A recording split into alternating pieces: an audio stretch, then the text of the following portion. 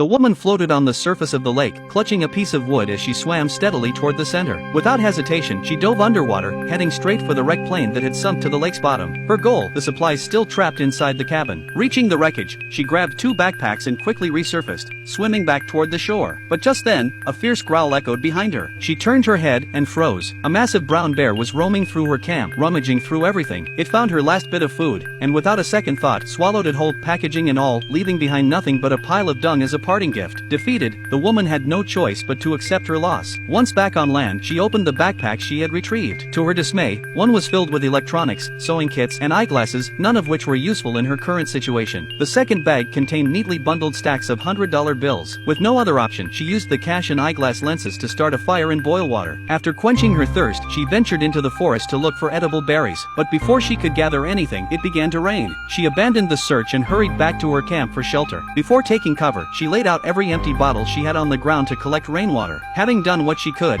she ducked beneath a tree and waited out the storm. Night fell as the rain continued. When it finally stopped, the bottles were full. As she moved to collect them, something caught her eye in the distance, a faint light shining through the trees. Her heart leapt. Light meant people, hope. The next morning, she packed her things and set off toward the glow she had seen. Excitement bubbled inside her. The thought of returning to civilization filled her with joy. Along the way, she even found herself playing and daydreaming as she walked. Then suddenly, footprints, fresh ones, pressed clearly into the damp earth. Her heart raced. Someone else was nearby. She followed the trail, hoping to catch up with the person. But after walking for a while, she came to a halt. In front of her was a plastic bag, one of her own. Confused, she looked around and realized the path was dotted with more of them. They were the same bags she had hung in the trees the night before to mark her way. Panic set in. She looked at the soles of her shoes, and the truth hit her. The footprints she had been following all along were her own.